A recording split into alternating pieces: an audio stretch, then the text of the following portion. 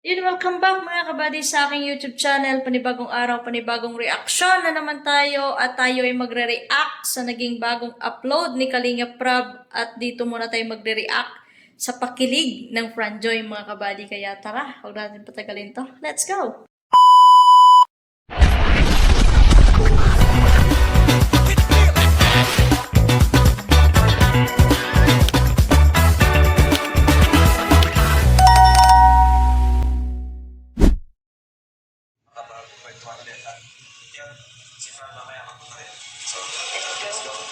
So, ayan, hello po mga kalingap at dito tayo ngayon sa isang coffee shop dito sa Camarines Norte. Ayan, kumisaya natin si Joy habang naghintay tayo kay Fran, no? So, pagkatara yung last episode natin sa lalaki kay Joy. Pero, Joy, kumusta? Okay lang po kaya Ram. Kumusta naman ang pagiging nursing mo? Saglit lang mga kabady. Napansin nyo ba yung, yung aura ni Joy? Ano siya? Yung parang palaban na babae. Basta't nasa tama, ano din siya, doon siya. At simple lang talaga yung niya, simple lang talaga yung aura ni Joy, no, mga kabady. At hindi mo siya makitaan na stress. Kita mo nung nadaanan niya din yung mga basher dati, di ba? Pinagdaanan niya din yon. Hindi mo siya makitaan, simple pa din siya, ganun pa din. Marami din nagbago sa buhay niya, pero siya pa din yun kung paano natin siya nakilala. Okay lang din po, medyo busy. Ha? Opo, maraming mga ginagawa. Ano yung pinaka-pagsubok mo ngayon na pinagdadaan? Lahat. Hindi lang sa nursing, pati sa ano. Siguro po yung sabay-sabay na mga gawain. Siyempre, may duty, tapos sa school, sa amin po kasi may case study na kami, may research about sa mga case ng mga patient, ganyan. Tapos sumasabay pa yung mga nangyayari sa social media, gano'n. Okay. So, pero parang tahimik ka man lang sa social media, dahil mga supporters ngayon, unlike before eh. Di ba? Ano mas gusto mo, yung dati o ngayon? Parang ngayon. Oo, di ba? Kasi ganda lang mo ngayon, wala ka lang masyadong bashers. Kaya nga po. Di ba? Tahimik. How about Joy sa ano? Grabe no, si Joy ay isang produkto na ng Kalingap at wala akong ibang masabi kay Joy kasi kita nyo, narinig nyo naman or napanood nyo naman siguro sa vlog ni Rab na sabay-sabay yung mga paperworks niya sa school, yung mga nangyayari sa social media. Pero marunong siya magdala, marunong siya mag-control sa sarili niya kung paano niya dalhin yun. Nakita naman natin na hindi naman siya stress. Or minsan, makakabasa siya ng mga negative comments, hindi naman may iwasan yan na hindi ka maapektuhan. Pero, yung kagandahan dito kay Joy is kontrolado niya kung paano niya i-handle yung sitwasyon. Kita nyo, marami siya, multitasking klaseng tao to, lalo na third year college na sa nursing siya. So, hindi ganun kadali bilang isang estudyante, lalo na nursing yung course niya, tapos sabayan pa ng social media. So, parang may mga tao minsan na pag hindi kinaya, nag-give up sa isang bagay. Pero si Joy, imagine yung mga kabady. Kayang-kaya niya i-handle at i-manage lahat. Pero positive pa din yung makikita natin kay Joy. At yung aura niya talaga, natural na natural. Hindi mo siya makitaan na pakitang tao, hindi mo siya makitaan na mapaglamang sa kapwa. Financial, kumusta ka? Ngayon po kaya, syempre, pinagkakasya ko po kasi, ayan nga po, hindi man po palaging may vlog, tapos yung sa Velvet Box, yun po, nakakatulong din po yun sa amin. Kaya pinagkakasya ko po sa akin, sa kapatid ko, tapos syempre kaya, tatlo po baga. Imagine niyo yun mga kabady. Nung tinanong siya ni Rap kung kamusta naman pagdating sa financial niya, si Joy, magaling din maghawak pagdating sa pera. Hindi siya yung tipo na pag alam niyang may pera siya, waldas dito, waldas doon. Kundi, marunong siya mag-manage. At yung mga natatamo niya sa Kalingap, sinishare niya din sa pamilya niya. Kaya dyan ka mapapatanong, bakit pilit sinisiraan yung Kalingap? At yung target nila, yung mga dalaga na beneficiary ng Kalingap, na may ang dami nilang sinasabi na pwede daw ikaso, ganito, ganyan. Pero hindi nila nakikita na yung impact ng Kalingap sa mga beneficiary nila is sobra-sobra. Hindi lang yung beneficiary nila yung natutulungan, kundi buong pamilya. No, hindi mo lang mapagtanto yung mga basher na to kung bakit ganyan yung gigil nila ng galit sa Kalingap na wala namang ginagawa yung Kalingap, kundi yung mga antay na yan, puro lang sila silip at hanapan ng mali at butas yung Kalingap para lang masiraan. Pero kung isipin mo talaga mga kabady, katulad nito kay Joy, na kung walang vlog, wala ding allowance. So, ibig sabihin yan na malaking tulong sa kanya na naiba-vlog din siya. Kasi nagkakaroon siya ng pang-allowance. Hindi lang para sa sarili niya eh. kundi pati pamilya niya, pati mga kapatid niya, na nabibigyan niya pa at nakakatulong siya. Continue tayo mga kabady. Kami Gawa po na nag-aaral. kayo. Ah, Pero yung kay ate naman po, hindi man po siya yung palagi na yun kasi may family naman na po siya. Oo nga pala. Hindi rin man po palaging may sponsor kaya hindi ano yung financial po baga. Siyempre, palagi may nagbibigay. opo, hindi po palaging may nagbibigay. Bale mamaya, may matatanggap ka. Hindi sa kayo nga. Mayroon din kasi umasa, di ba, sa sponsor palagi. Gusto ko rin naman po mag-earn ng sarili ko. Pero sa channel po, wala pa po kasi yung pin, kaya wala pa man. Hintay pa natin yung pin ni Joy. Opo. Yan. Tapos pag nandiyan na yung pin, ang sunod na hihingi ko na yan, yung bank account mo. Para doon na madiretso yung sasahurin mo. Opo. Di ba? So naka-excite yun. Naka-excite ka na. No? Excited na po. Alam mo yan, di ba yung feeling na sarili mong pinaghirapan yung kikita, yung matatanggap mo? Iba talaga yung feeling Kalingap Rob. Iba yung feeling na nanggaling yung pera na matatanggap mo, galing mismo sa pinaghirapan mo at hindi galing sa ibang tao. Iba kasi yung pakiramdam kapag yung pera na hawak mo, galing sa pinagpaguran mo. May pagod ka, pawis, puyat, pagod. Parang ano yun eh, parang ano tawag dito? Parang reward mo na din na pagkatapos mo magpagod, may makukuha ka. At ang sarap sa pakiramdam, gumastos ng pera na nanggaling mismo sa pinaghirapan mo. Na hindi katulad sa pwede mong maramdaman na marami ka ng pera. Makukuha mo nga lahat ng gusto mo pero hindi mo naman pinagpaguran. Iba yung feeling nun mga kabady, kahit kayo din naman siguro, naranasan nyo din yan, di ba?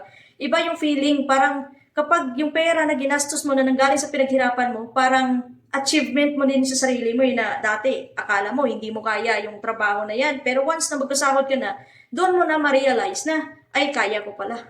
Yung pera na to galing to sa pinaghirapan ko, hindi ko naman kailangan to ikahiya na kung ano yung trabaho ko. At least, nagkaroon ako ng pera dahil sa pinagpaguran ko, di ba? So, nakakaano lang kay Joy kasi matured siya mag-isip. Matured siya sa lahat ng bagay. Hindi siya yung tipong babae na materialistic.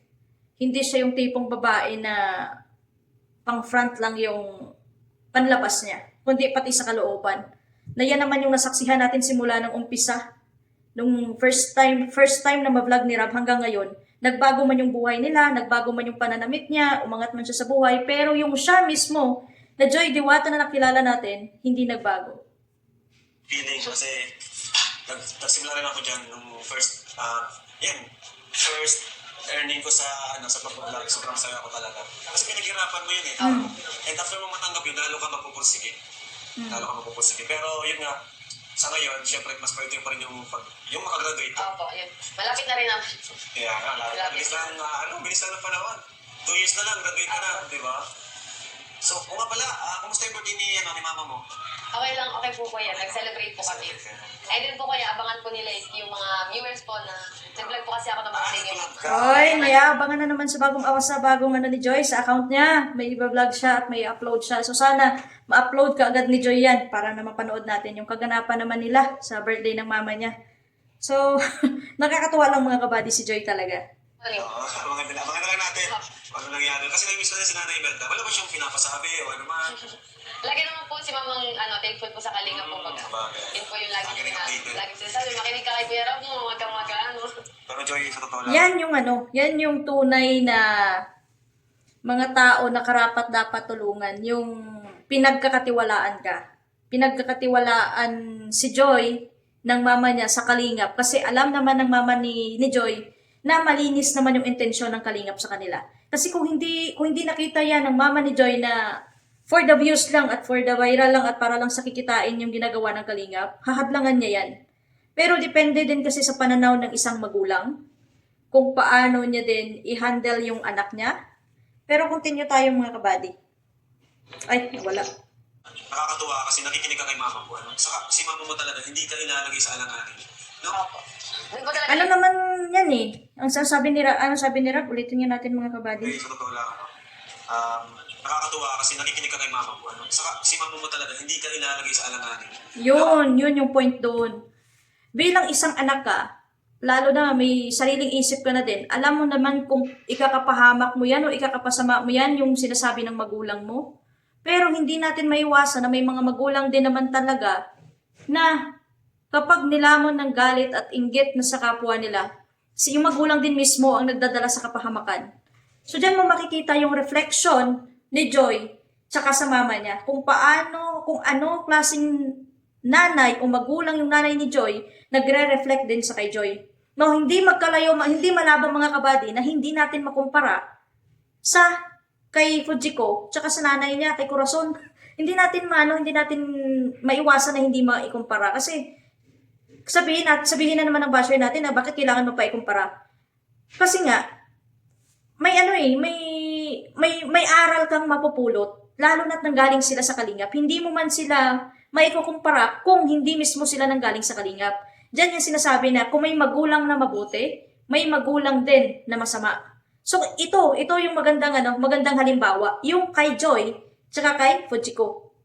Iyan yung magandang gawing halimbawa at balansihin kung anong meron klaseng magulang dito sa mundo. Na hindi lahat ng magulang dadalhin yung anak sa magandang daanan or landas. Pero may magulang talaga na kahit alam niyang mali, doon niya pa din bitbitin yung anak niya para lang magkapera, para lang kumita. So, hindi niyo ko masisisi mga kabady kung bakit ko sila kinukumpara. Kasi maraming nagsasabi na kung ano yung magulang, ganun din yung bunga. Kung ano yung anak niya, ganun din yung magulang. Nakadepende din yan sa anak mga kabady at nakadepende din sa magulang. Kasi kung ano yung inuugali ng anak, dyan mismo nagsisimula at ang magulang mismo ang kauna-unahang nagtuturo kung paano maging mabuting tao o paano maging masamang tao ang inyong mga anak. Pero sa panahon kasi ngayon mga kabady, hindi natin din pwede i-focus yung isang sitwasyon na kapag magulang mo masama, yung anak mo masama na din. Nakadepende din yan sa sitwasyon, lalo na ngayon yung mga bata, tutok sa social media, mabarkada. May mga times na kung ano yung mga nakikita nila sa araw-araw nilang nakakasama, hindi imposible na hindi nila ma-adapt yun. Kahit ano pa na pagtuwid ng magulang, kung yung anak niya nabulag na sa kung ano yung nakikita sa mga nakakasama niya araw-araw, ma-adapt at ma-adapt niya yun. So, continue pa natin mga kabady. Doon po talaga nagre-reflect yung attitude ng mga Totoo. anak sa kung paano pinalaki yung ng magulang. Mga totoo yan. Kasi sa dami-dami ng pinagdaanan natin, diba? Lalo ka sa pinagdaanan mo. Yun, mas ginawa mo pa rin sumunod kay Ang ganda ng sinabi ni Joy mga kabady. Saglit, balikan natin. mama mo talaga, hindi ka ilalagay sa alanganin. No? Doon po talaga nagre-reflect yung attitude ng mga Totoo. anak sa kung paano pinalaki yung ng magulang. Mga totoo yan. Kasi Di ba? Ang bitaw ni Joy doon is doon nagre-reflect sa magulang kung paano magpalaki ng anak. So ganon din yung naging reflection ni Fujiko sa tao ngayon kung paano siya pinalaki din ng magulang niya. Kasi sa totoo lang sa ginagawa ngayon ni Fujiko, hindi niya yan magagawa kung mismo yung magulang niya ang naghaharang na wag mong gawin yan, masama yan o ganito ganyan. Pero nakita naman natin na yung magulang pa mismo ang nagpapasimuno sa mga usapin kahit hindi magsalita yung anak niya, siya yung pumupunta sa iba't ibang live para magkalat ng pwede mapag-usapan at lalong ikakasira ng anak na dito sa social media.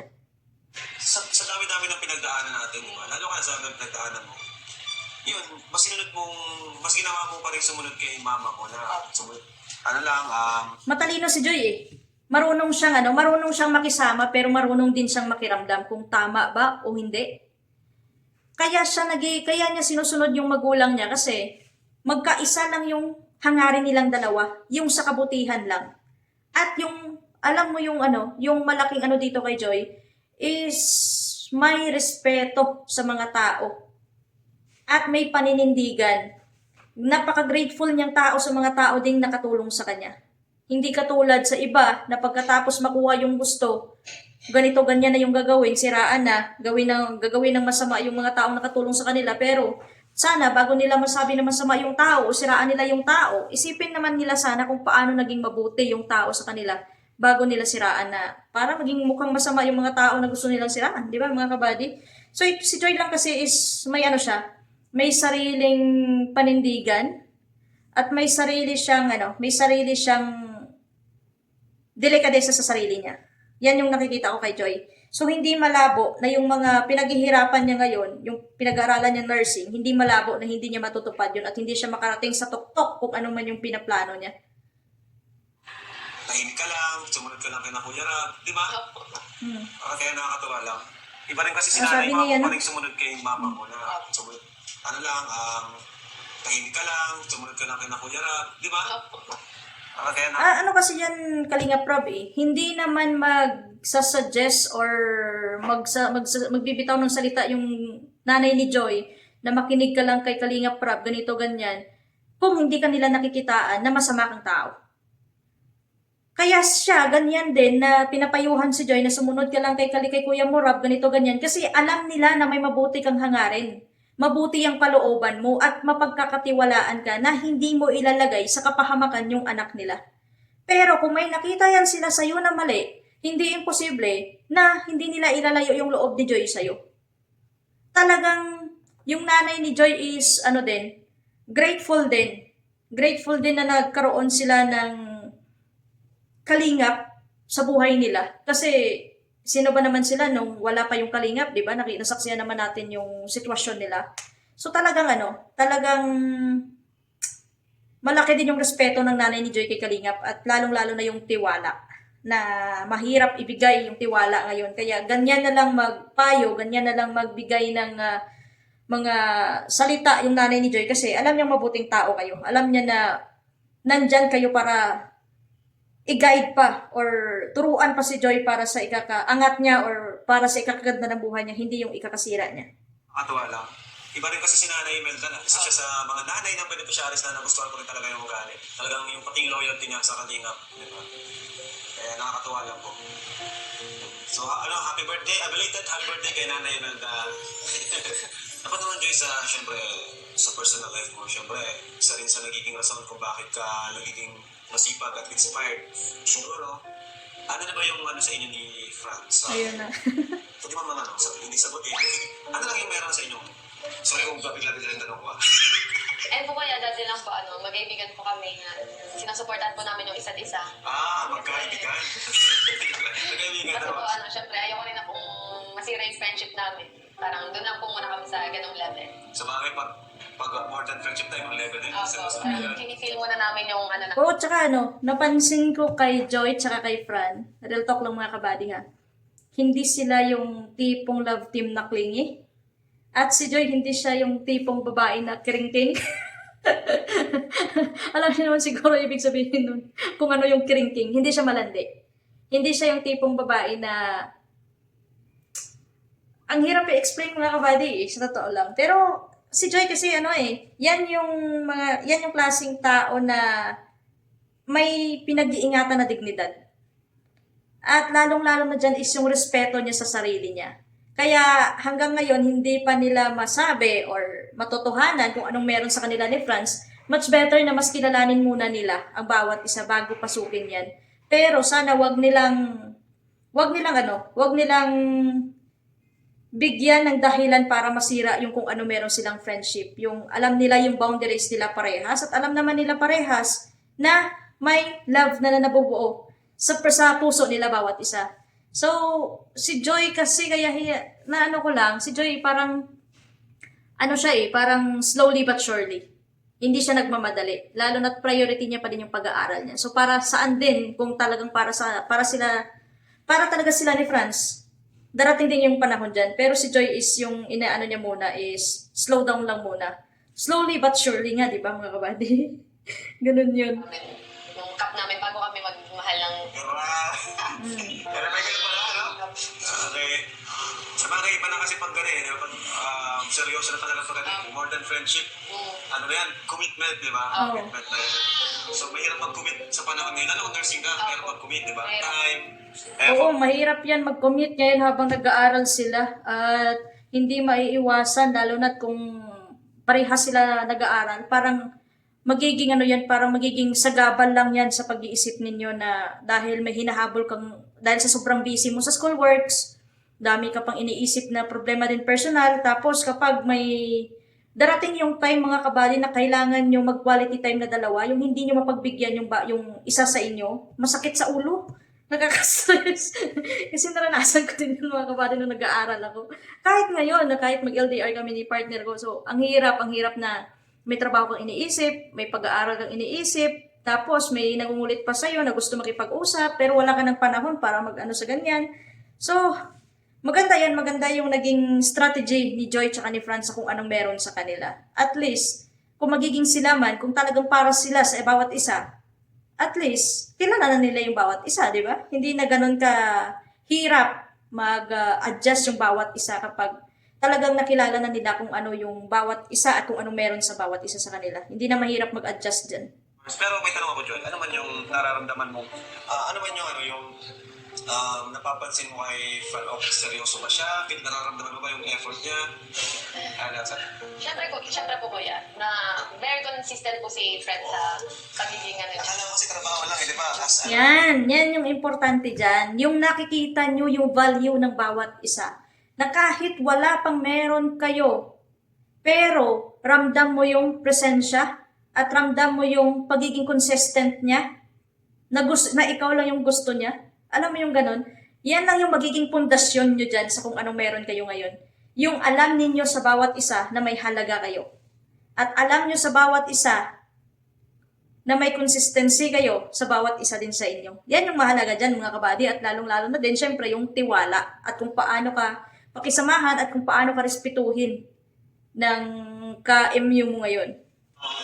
Under control ba? Assistant PA. Ibig sabihin, maliban doon, talagang may iba pa siyang ano. Iba pa siya. Ano yun? Iba pa siyang Chismoso din to si Kalinga Prab eh. Kuya KSM, ipasok mo to sa live mo nang ma-welcome natin si Kalinga Prab sa tahanan ng chismoso tsaka chismosa. malibo. Anyway, dyan na pala si Fran.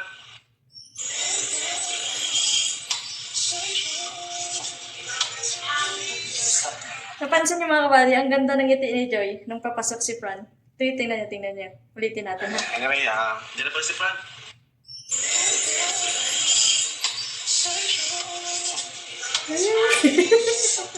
Ano? Di ba? Ang ganda ng ano nilang dalawa. Ang ganda ng aura nila parehas. Yung parang, ano tawag dito? Parang makikita mo at maramdaman mo na komportable na sila parehas. Na parang hindi man natin alam kung ano yung nangyayari sa kanila behind the scene or sa likod ng kamera. Pero kapag nandyan sila ngayon na nag-vlog sila, ramdam mo yung ano, walang ilangan. Yung alam mo yung point na komportable na sila parehas sa bawat isa. O di ba kinikilig tayo mga kapatid? Lagi mo kinakamusta. Hindi mo ba, in-expect na kasama ko? Ngayon, Ina-expect mo. Siyempre may vlog. hindi nga nagkasama tayo ulit kasi nung nakaraan, yun nga, sinama naman ako dun sa birthday ni Nanay Imelda. Saka nagkaroon naman ng celebration nun. Yung titig ni Joy, no, mga kabady? Yung titig ni Joy kay Fran, walang kurap-kurap si Joy, di ba?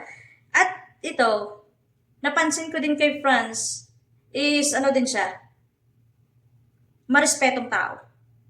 Hindi siya yung tipong lalaki na kapag alam niya may gusto din yung babae sa kanya magti-take advantage. Hindi. Parang ano din, parang perfect couple sila ni Joy na parang kung paano pinalaki ng magulang ni Joy ni Joy parang ganon din yung reflection kay Fran. Di ko lang alam kung ganon din yung nagiging opinion yung mga kabady ha. Kasi parang simple ding lalaki si Fran, parang hindi siya yung tipo na demanding bilang isang partner or magiging boyfriend ni Joy someday. So, yan yung nakikita ko na maganda din yung hangarin at kalooban ni Fran para kay Joy at andyan yung respeto. Andyan yung respeto niya sa babae. Ngayon na lang ulit kasi di ba busy ka ngayon sa school mo. Kami kasi malapit na din kami magpasukan kaya medyo busy na din. Dami na din inaasikaso yung... Kaya yun, magiging conflict talaga mga kabady kasi parehas sila may pasok. Pero yan lang yung ano nila dyan, yan lang yung magiging pundasyon. Yung tiwala at respeto at syempre wag natin din kahit gaano mo kamahal yung isang tao or kahit alam mo kung gaano ka kamahal ng isang tao, wag mo pa din baliwalain na bigyan ng konting oras. Wag ka magpakampante na, oy, mahal ako nito, oy, ganito, ganyan. Hindi ka na magbibigay ng oras. So, mga kabady, magpa-fast forward lang ako saglit kung saan may kasiyahan at puputulin ko muna kayo dito sa Fran Joy. Alam ko naman na panood nyo to kay Kalinga Prab at hindi naman natin pwede dito reaksyonan buong video niya kundi pakunti-kunting clip lang kaya muna tayo. Mag-fast forward tayo mga kabady. Kapag nasa tamang tao ka. Dito tayo. Oo na. Tama ka na. Ikaw, lumulusog ka din eh. Grabe ka naman. Bumalik na ako sa pag-gym ko eh. Okay lang. Ganun talaga, kapag nasa tamang tao at tumataba ka. Ganun ba yun? Tingnan mo, panas tayo. So, ibig sabihin yan, parehas kayong nasa tamang tao, kaya blooming kayo at ano kayo, at tumataba kayo parehas. Tingnan yung titigan nilang dalawa. Oh, oh, oh, oh, oh. May sound effect pa! Wait lang. Oh, bakit? Parang may nasasaktan. Sino? Bakit kasi dyan sa nakatingin sa karawanan? Ay, hindi ka dito tulad. Bro, nakamupon na yan, bro. Ay, nakamupon na. Nakamupon ko, ah.